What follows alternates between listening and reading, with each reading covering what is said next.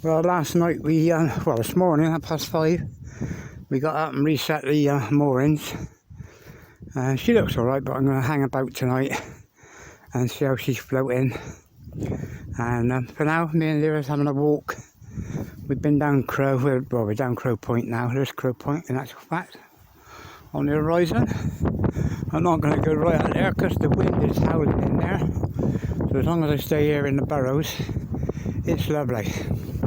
There's the where all the boats go in the summer. There's where I used to hang glide all around here.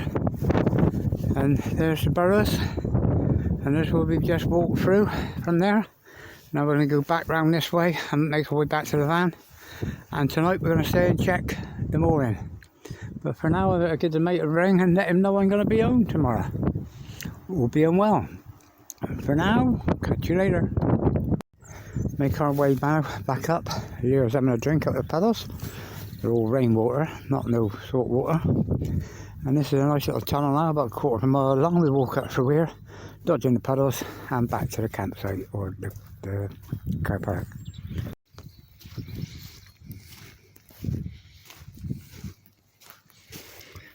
It's a nice walk down through here. It's out of the wind, even when it's blowing a hoolie. Just sheltered out of it. Lyra loves it. There's always the other dogs to sniff all the way along here. Well, there's where we just come out of, and here's the bottom car park. Well, it's alright, yes. Bottom car park's where the red car is. Here's the road now going back. The little lane. This now goes back to the bottom lower car park. It's all one car park, but it's the bottom end. So, big lump of rock. But there we are, back onto the car park. And there's my little van right at the far end.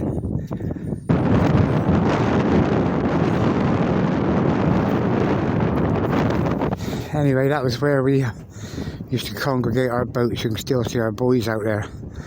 But with COVID, this beach has been a bit overpopulated, so we've lost interest. So now we stay at Crossing Banks. I'll show you that in a minute.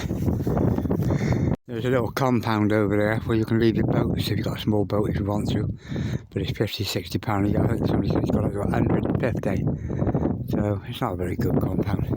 But anyway, let's go and get in the van and get back at the Crossing Banks. Here we go, leaving the beach. And heading out the Crossing Banks. Here's our exit way. Down through here.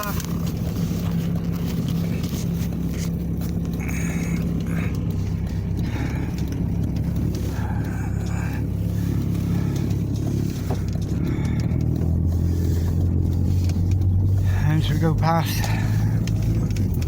the White House up here, see the chimneys there.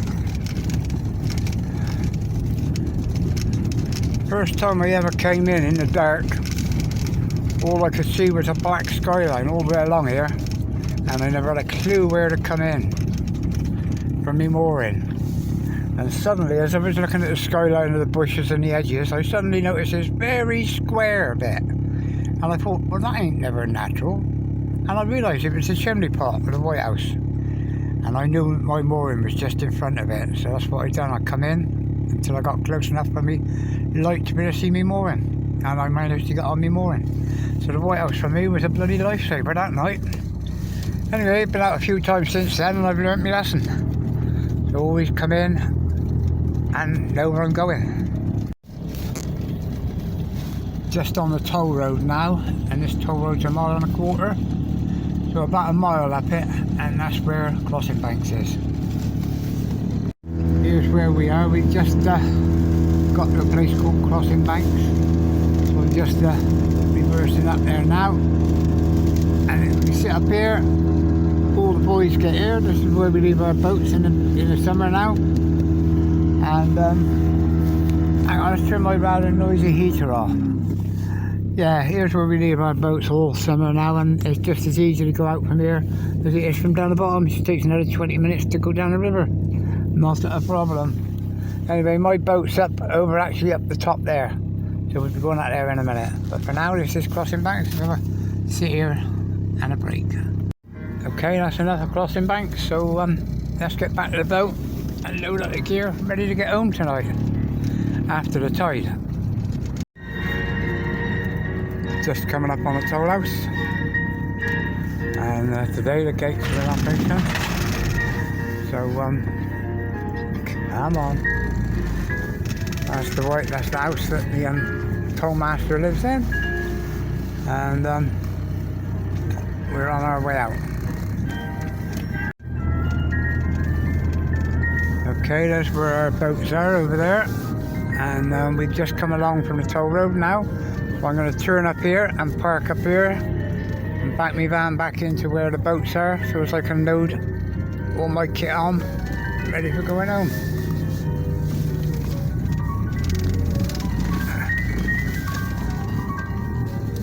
There's the dogs running. Here's where the boats are there. There's where we'll park, just here. And I'll show you the boat in a minute. Okay, there's where I parked for now to load my boat, and just by those two little fir trees there's the path down to my boat there. And somebody's banging away here, I don't know what it's working. Dave on his boat, no. There's my boat. There's one here immediately in front. There's Dave's, there's Keith's. And we get on board now and see what's going on. Right, this is where we load the van when we're loading or unloading. We park there sometimes if we're doing it, but you shouldn't do really. But what's going on over here? Somebody trying to get a boat up on a bank. Oh, I don't know. Anyway, here's our way down to our boat.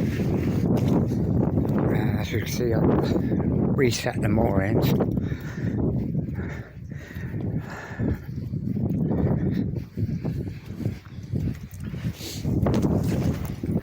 But when I reset the moorings this morning, I tied the ropes. The boat's more or less in the right place. It needs to go over fractionally to the left, and it needs to come back about a foot because the ladder's at a rather steep angle at the moment. But anyway, we'll wait for the tide tonight, and she'll come back. Just these weights here will put her back in. So we'll see what we got. Oh my God. His boat's got blown up over on the side. That's interesting. Go over and have a look. Andy along the river here, in the big black boat with all the solar panels on it. This one here.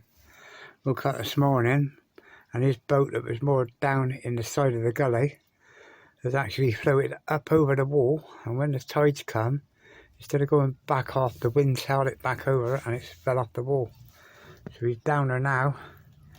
You got 2-3 hours before the tide comes, trying to put floats on it to try and get it turned the right way up. But inevitably he's going to fill up with water. But Dave's over there getting his ready for the big move next Friday. Go back down, start the fishing season.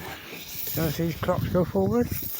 And let me go to the front of my boat, because I'm sure I've tied it all off.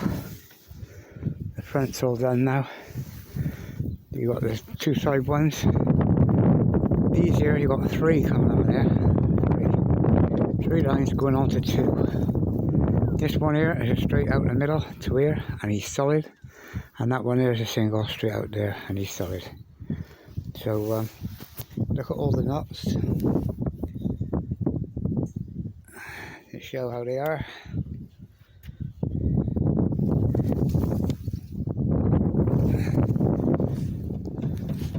We're here to stay. There's my Lyra down there on the ground floor. You're waiting for, I'm going to have a cup of tea, Lyra. I am. There's my boat, Misty Dove. She's all ready to go, just needs some rudder putting on. And a few simple everyday touch-up jobs, the sort of thing Dave's doing to his now. A day or two's work and she's ready to go. There's the brakes Dave put on the hatch. So the water got into her, but she's okay now. Anyway, as you can see, we're a little bit too far back, forward rather, so I'll go back to about here, and then the ladder will sit right, and we got the path. And there's a tile there that's sunk a little bit low, so I need to pack that out sometime. But it's all jobs for the summer. For now, I thought I had problems, poor old Andy got problems. So, anyway, there's my boat, there's my wind turbine. She's not turning at the moment because I'm in the way of the wind, but she won't turn anyway because she's fully charged. My solar panel 100 watt, which is plenty on a good day. By 9 o'clock in the morning, that's all fully charged. And as you can see, there's a howling wind here, but my turbine won't turn because she's all fully charged up. Got the TV aerial there, which works great. And this is the Barbie area that I'm still on top of, or what I call my patio. There's my cabin deck there. And there's the foredeck, which bed's underneath there, single bed, in that along that corner there, and furniture goes over to the front. So there you go, and my van's parked there. So just wait for the tide now and hope she's sat happy. I just come down onto the living quarters, and there's the front of the boat all tied, and there's my tender. She'll sit there now, she'll fill out with water again between now and coming down, but I'm not worried. There's another mooring in between here, but people have put boats on the safety mooring. But Grove Point, Brunton's over there, and where the mate lives over there, and my brother lives at the back over there.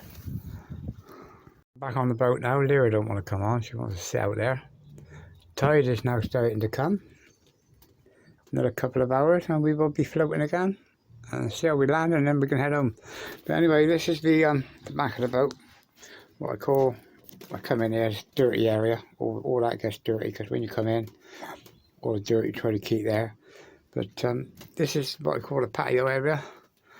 That's when we work in rubbish and gubbins. That's when we left over bits of wood. There's a new new rudder I made, and all my bits. There's my coal and my water bottle, diesel tanks, and there's inside the boat.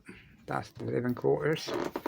At the moment I just broke the bed down and piled all the bed in a pile. It's still nice and dry, and it's all ready to make it next time. I just air it when I light the fire. So just wait for the tide now and give you an update on what's happening with the boats, and we'll see how Andy manages with it. Oh, he's got it up right. They've actually got it up.